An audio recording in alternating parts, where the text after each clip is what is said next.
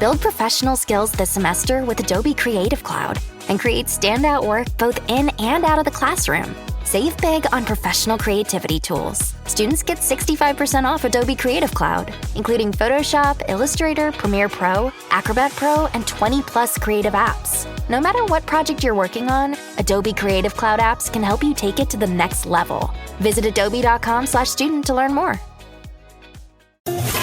It's The Other Side of Midnight with Frank Morano.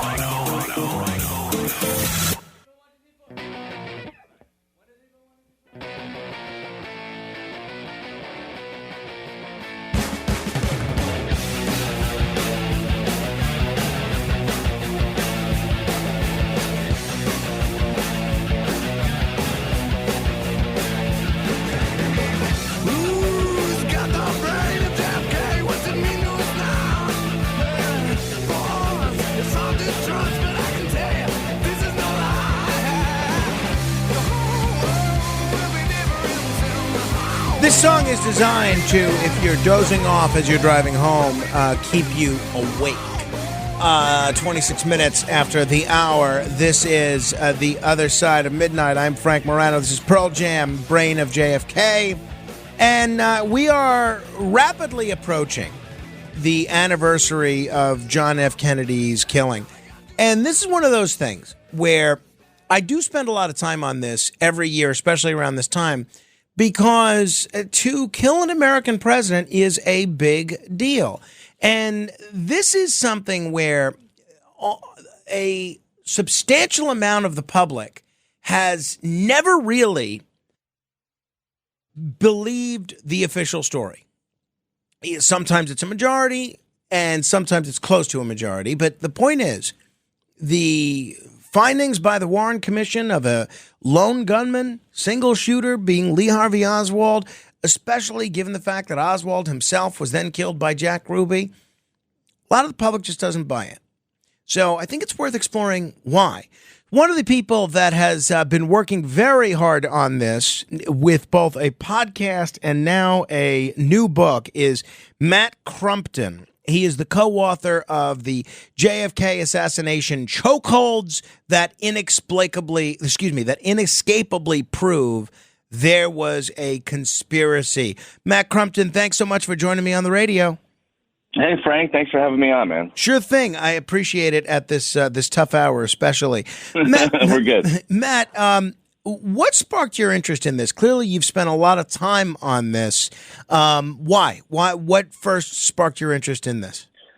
Man, for me, it was actually the Billy Joel music video for "We Didn't Start the Fire," and I was 12 years old when that came out around the time Oliver Stone's JFK film came out. And I remember seeing, Billy Joel in the kitchen with the Ruby shooting Oswald behind them, and I was always like, "What's that? What's happening there?" And then as I got a little older, it was kind of what you just said. Wait a minute, this guy, a combination of two things: the guy that is the assassin is then killed a couple days later after he had said that he was a patsy. Plus, there's a Zapruder film which shows Kennedy's body going violently back and to the left. So I knew there was kind of something to it, and it was interesting, and I knew that it was also very disputed. Like some people get fired up, kind of on either side of it. But it wasn't until really more records started coming out in 2017 that I dove back into it and really wanted to take a deeper look that compares the conspiracy side of things versus the lone gunman side of things, right? So, most things are pretty compartmentalized. It's almost like a metaphor for politics in the JFK assassination. You've got the conspiracy literature and the lone gunman literature, right?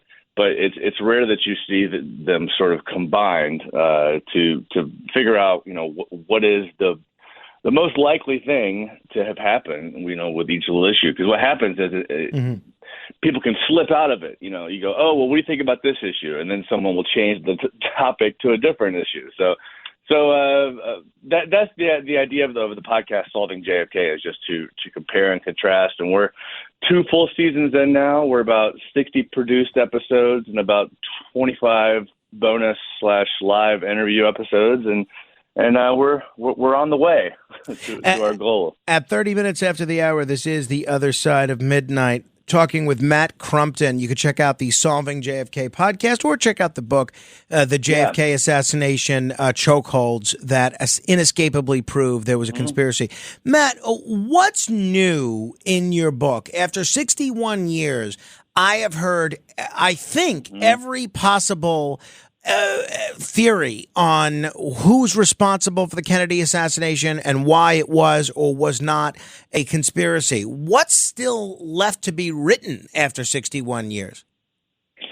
Well, that's a great question. And what this book is not is some sort of brand new smoking gun piece of evidence. Hey, we did it. We solved it. That's actually not what this is.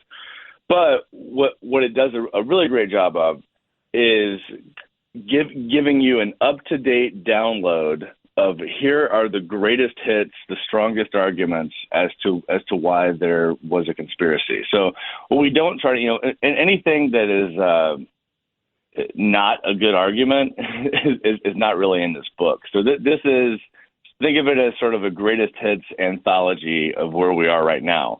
Now, there are 2 parts in this book that, and I didn't write either of those chapters, so I'm allowed to say really good things about them. but there are 2 parts in the book, chapter 1 and chapter 10, that are I haven't seen anyone else attempt to do kind of what this book does, which is chapter 1 looks at interviews with all the insiders who worked on these previous investigations, and it just combines all the statements that, people with inside information have made that say that the Warren Commission got it wrong. And then chapter 10 looks at the history of the investigations. We look at the Warren Commission, the House Select Committee on Assassinations, the ARRB, and just all the various, ways that there were shenanigans, let's say, in trying to stop and slow down these investigations. From the CIA providing a liaison who was intimately involved in the case as it relates to Oswald. His name was George Joannides. We could talk about that. Or, even another example, the Assassination Records Review Board in the 90s going around to collect documents that were required to be turned over by the JFK Records Act. They notified the Secret Service they wanted all of their records from the fall of 1963, all the motorcade records, and the Secret Service destroyed the records after they had been told to turn them over. No consequences. Wow. So it documents where we are, and because here's why this matters. There has not been, and this is what we need. We need a new investigation that looks at where we are now after all the document releases. And after everything's been done. Because the last time there was a governmental investigation, it was the House Select Committee on Assassinations in 1978 that said, hey, the Warren Commission pretty much got it right. It was Oswald from the back. But, oh, by the way, some random person fired a single shot from the front. Don't worry, they missed. We don't know who it was. Have a nice day. So that's the official position. So what needs to happen is we need to look at everything that's come out since then. And you asked with the big smoking gun, Oswald's involvement with intelligence agencies is pretty strong, pretty clear, especially the Central Intelligence Agency. So we can go whatever direction you want to go. There's a million possibilities. All right. There's a lot that I want to cover with you, and I tried to read through as much of the book as I could in order to be prepared and try to poke whatever holes I could into whatever I could find. But you've done a really interesting, a really good job and a very thorough job here. And if people want to check out the book, they can go to jfkchokeholds.com. Recently I spoke with Gerald Posner, who has written a lot of books on this as well, a lot of articles on this. And he's a journalist that I really respect and strikes me as a very smart guy. And he has come to a very different conclusion. He has come to the lone gunman conclusion. Here's a little bit of our last conversation. This is what he said. when I started to research the case 32 years ago, I was convinced it was a conspiracy, probably involving the mafia. It was no way it was just Oswald alone. And only when I did the work for 2 years did I come to the unshakable conclusion that the only assassin that day back in 1963 in Dallas who was shooting at anybody and hit anybody was Lee Harvey Oswald. The question then is, was he part of a conspiracy or not? And that's the great challenge for history. In the end, I don't find any ties from Oswald to the mafia. I don't find any ties to the CIA. But Jack Ruby killing him 2 days later means we're never going to have a settlement on that. And we should have released these files, Frank, decades ago. Fred Litwin, also an author that's looked into this. He wrote a number of books, including I Was a Teenage JFK Conspiracy Freak. He says his conclusions are only a lone gunman.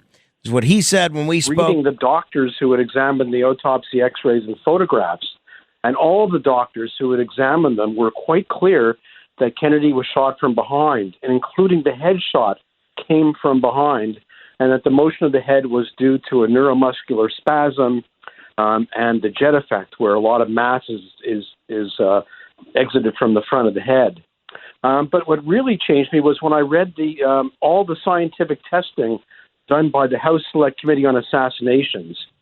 They did a lot of scientific testing, and every single one of their tests supported a lone gunman. Fellas, you know Degree Cool Rush deodorant, right? Well, last year they changed the formula, and guys were mad about it. One dude even started a petition. So guess what? Degree heard us, admitted they messed up, and brought the original Cool Rush scent back exactly how it was. And it's in Walmart, Target, and other stores now for under $4. So grab some and remember why its cool, crisp, and fresh scent made it the #1 men's antiperspirant for the last decade. Degree Cool Rush is back, and it smells like victory for all of us. Shopping is hard, right? But I found a better way. Stitch Fix online personal styling makes it easy. I just give my stylist my size, style, and budget preferences. I order boxes when I want and how I want. No subscription required. And he sends just for me pieces, plus outfit recommendations and styling tips. I keep what works and send back the rest. It's so easy. Make style easy. Get started today at stitchfix.com/Spotify. That's stitchfix.com/Spotify. Halliday presents, in the red corner, the undisputed, undefeated Weed Whacker Guy. Champion of hurling grass and pollen everywhere. And in the blue corner, the challenger, extra strength Halliday. Eye drops that work all day to prevent the release of histamines that cause itchy allergy eyes. And the winner by knockout is Halliday. Halliday, bring it on. This episode is brought to you by LinkedIn. Psst, healthcare pros, word's out, and it's too good to keep quiet. Look, LinkedIn is revolutionizing job hunting, making it possible to search by specialty, shift preference, and salary. Endless scrolling is out. Whether it's a mental health therapist or dental hygienist, finding the perfect role is faster and easier than ever. Head to linkedin.com/healthcare and start your search today. Why are these guys wrong? They sound very convincing, Matt. Yeah. Well, there's a couple things going on. First, let me say that what happens a lot of times when we talk about the JFK assassination is people just start going off with their theories, right? and they don't address the body of evidence in front of them, okay? And the body of evidence, your starting point is the Warren Report. Now, you may not like that. You may go, oh, the Warren Report's garbage. Don't even talk about the Warren Report. But you have to. The Warren Report has a ton of evidence. And so if you're going to look at this case, you've got to address the Warren Report evidence. These folks are basically saying, hey, the Warren Report pretty much got it right. And when we look at the Warren Report's theory of the case, if you just look at it at high level, it makes a lot of sense. And it's pretty straightforward. But it's when you start to zoom in on every individual issue that you go, oh, wait a minute, that doesn't make sense. That's kind of weird. So let's talk about what Fred Litwin, who I'm going to be debating in December, by the way. But I'd love to host you both here, by the way, for a debate in November as well. That'd be great. Oh wow, that'll be a fun preview. Okay. But yeah, on the the head wound, it's a really huge issue, and it's kind of a shortcut to where you end up landing on the case, because you got to pick. And this is here's your Rorschach test. What's more likely? Is it more likely that 43 witnesses saw a large hole in the right rear of the president's head, according to their first statements? Now, some of them changed their statements after the fact, or recalibrated their statements, whatever. But there's a guy named Dr. Gary Aguilar that has this great paper that basically it's a chart, and it shows here's all the people, all the doctors, nurses, medical professionals at both Parkland Hospital and Bethesda, where the autopsy was conducted, and 43 of them say right rear of the president's head is a large hole. Okay, so obviously if there's a hole in the president's head, then that means there's a shot from the front if it's in the right rear. Okay, now what's more likely? 43 people all say the same thing and they're all wrong, okay? Or not just people, doctors and medical professionals. Or is it more likely that the autopsy was forged, okay? Now, that sounds crazy. It sounds crazy that the autopsy would be forged, okay?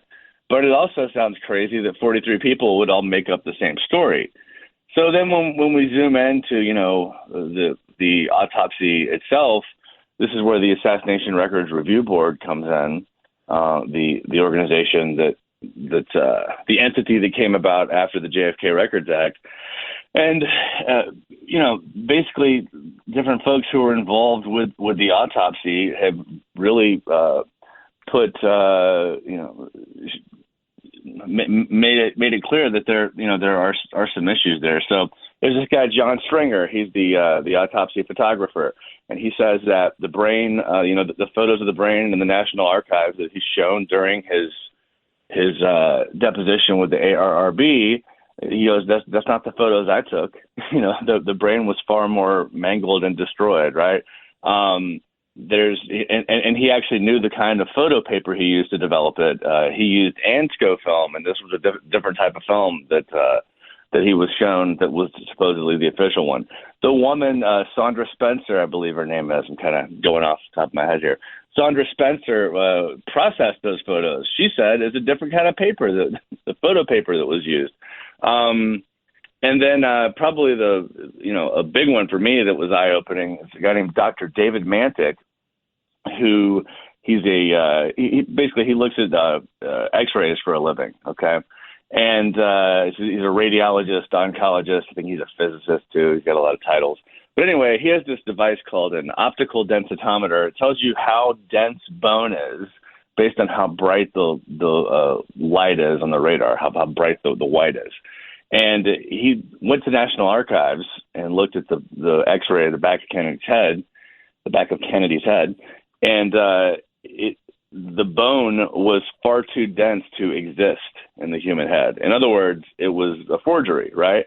So I'm doing the podcast, right? And I'm looking at both sides. Okay, well, there's got to be a good counter argument for this.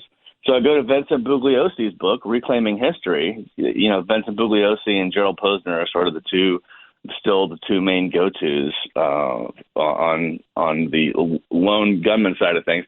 I go to the book, and in the CD-ROM, the only reference for Dr. Mantic, there's two paragraphs. One lists how brilliant and smart he is and all of his achievements. The second paragraph says, and so it's really a mystery how someone so stupid could believe something, or someone so smart could believe something so stupid. It's like, well, but you didn't substantively address. You don't have an expert to rebut this. So maybe there is, but I still have never seen that rebutted, and I would expect to see an expert rebut Dr. David Mantic. But it just comes down to what you think is more believable. So I don't think Litwin and Posner are like CIA plants or whatever. I think that's nonsense. I think that they look at it and they go, no, I think 43 people are wrong, and I think there's no way that the government would never do that. So. You argue that if Oswald had been given a real trial, he would have been acquitted. Given the ballistics evidence, Oswald's rifle being found at the scene, and the eyewitness testimonies, How do you contend with the overwhelming circumstantial evidence that points to his guilt? Yeah, good question. So it's often said that the bullets matched Oswald's bullets. The same bullet conclusively has been determined to be the ones that came from Oswald's rifle. That technology is called neutron activation analysis. It basically is junk science now. So the FBI no longer used it starting, I believe, in 2005. It was officially thrown out and no longer used. It may have been more recent than that. But everything that's based on is no longer valid, basically, the neutron activation analysis portion of it. The stuff about the gun ownership, this is why I say there are very strong arguments in favor of Oswald doing it. Okay, like you have to get through those first before you start jumping to it was Colonel Mustard in the library with a dagger or whatever. So, but the answer is the gun paperwork, for example. Well, yes, there's an order showing Oswald ordered this rifle, March of 1963 to a P.O. box. But it wasn't sent to Oswald's name. It was sent to Alec Hadell, an alias, which was elite. The mailing rules were illegal for to receive a firearm under a different name. It would have just been denied because it didn't match the name on the P.O. box. There's no record of Oswald ever actually picking the thing up. And by the way, the deposit slip the payment for the rifle was processed the next day that it was postmarked. So we have to believe that the payment got from Dallas to Chicago in one day. I mean, I could maybe believe that in 1963. Who knows? It's possible. And then it was received by Klein's Sporting Goods that day, processed internally, and taken to the bank and deposited all within 24 hours. So, the other thing is Oswald's P.O. box was being monitored by the FBI, Harry Holmes. So it's just not certain. There's no proof putting him there. There's one witness that says that they saw him, Howard Brennan, but he's down on the ground. He's the only guy that says he sees Oswald on the top floor. Lots of people see a white guy with a rifle. Lots of people. There was a white guy with a rifle on the 6th floor. So no doubt, if Oswald was set up, who do you think orchestrated it? Well, that's the question, isn't it? That's the big question. Sure. I'll just say I try to not say things that I don't have citations for, that I cannot support. And thus far in the podcast, we looked at the big, season one is what really happened. What's going on with all these evidentiary issues that you're talking about? Season two is, well, what the heck? Who was Oswald really? We look at Oswald's entire life from birth to death. I'm just wrapping that up right now. Next season, that gets to, if not Oswald, then who? I mean, there's a lot of this is kind of what makes the case fun. Everyone wants to talk about their own little angle. But the bottom line is whoever did it must have had control over the autopsy. You cannot. So that's one thing too about the Solving JFK project. If there was a conspiracy, there's a very specific way that it would have had to happen. It's very specific. There's not all these crazy possibilities. Once you look at what the evidence is, you go, okay, so it has to be this. The Central Intelligence Agency is a huge suspect, I would say, but there are others too. Look, the prevailing wisdom is probably that it had to do with the Cuban exile community, who was already working with the CIA and some various shenanigans when it comes to Cuba, basically to try to instigate a war. Really, we're kind of just messing with them and funding constant sabotage and attacks by Cuban exiles on Cuba. That there were some mafia folks involved in that operation. It's called ZR Rifle. And people believe that operation was turned on Kennedy, right? It was compartmentalized CIA operation. I have not covered that in depth yet, so I'm telling you this is what sort of is the prevailing wisdom. The big question is, what started it? Did the CIA start it? I can tell you that credible researchers do not think that the CIA is involved institutionally, meaning they do not believe that John McCone, who was the director of the CIA when Kennedy was killed, had any knowledge or involvement whatsoever. It's really a conversation about the ousted former CIA director and his two top deputies who were also ousted with him, working with a compartmentalized group that they were aware of and others may have not been aware of. Some folks think that the mafia was really involved, Carlos Marcello specifically, Santos Trafficante. And then some folks think that the generals were the real spark that started this. And you can look at Vietnam War plans, et cetera. So that's the real question that I'm going to be exploring in next season. Going back to Oswald, in one portion of the book, in chapter 1, you write that Oswald wasn't a loner. And when I say you, I mean all the authors, not just you specifically. Mm-hmm. And in chapter 6, you say that he was a loner. Which was it? Was Oswald a loner or was he not a loner? I have to look at the context of exactly what you're saying. I mean, was he a loner or was he not a loner? Well, the popular narrative is that he was absolutely a loner. He never had a ton of friends, so he was certainly never the opposite of a loner. I guess the extent to which he was a loner is a question.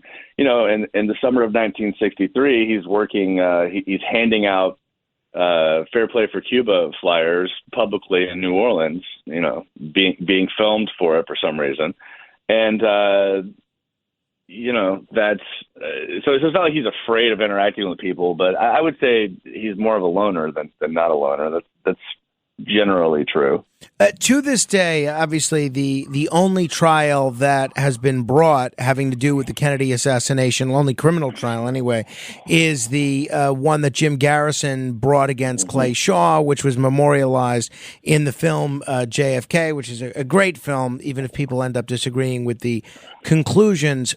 You guys in the book write that the majority of the jurors in the Clay Shaw trial believe there was a conspiracy, which I did not know, and I think is pretty blockbuster if it's true. Going back to Fred Litwin, on his website, he says that's just plain not true, that the majority of jurors don't believe that there was a conspiracy. Which is it? Is there actually some sort of documentation that shows that the majority of jurors in that trial do believe that there was a conspiracy? Well, the nature of so this book, we'll just say there's 5 authors. Each of us wrote, several chapters. I did not write the chapter you're referencing about the jury there. I know ultimately it was found that Clay Shaw, was not liable. He was not guilty of the charges that Garrison brought against him. I mean, look, and this is something that Fred and I are gonna hash out. I think. I believe Jim Garrison was acting in good faith, trying to get to the bottom of it, and he thought Clay Shaw was actively involved.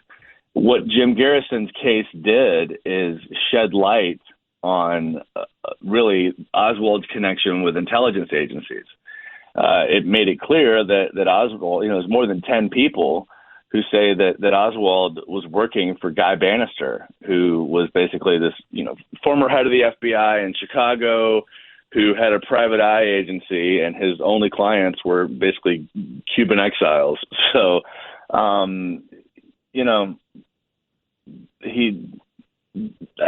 guess, long story short on Garrison, I don't agree with his theory, okay? Because the Garrison theory, if you recall, is that Clay Shaw is, he's overheard by this guy, Perry Russo, talking to David Ferry and Lee Oswald with a beard, okay? Lee Oswald's never known to have a beard. And they say that they plan, they're talking about killing Kennedy in a crossfire. Okay. And that's how he was killed. Even if that's true, that's too vague to be actionable. Okay. Even if everyone said, yeah, we got drunk, we had that conversation, it's too vague to be actionable. And also there were some shenanigans with Perry Russo. Like he was on sodium pentothal when he brought this whole thing out for the first time. And Garrison did all these favors for Perry Russo. Like he helped his friend get out of the Vietnam War before Russo had testified to the things Garrison needed him to testify to. Matt, we're going to have to end it there, just about out of time. But let's do this again soon. I'd love to have you back, and definitely I encourage everybody to check out the JFK assassination chokeholds that inescapably prove there was a conspiracy. You can also check out the podcast, and there's certainly no shortage of information on this subject. And if people are interested in learning more, just search Solving JFK on any podcast app. Matt, thank you. Best of luck with the book. Thanks, Frank. Appreciate it. Thank you. If you want to comment, feel free to do so. 646-720-0635. That's 646-720-0635. This is The Other Side of Midnight. Straight ahead.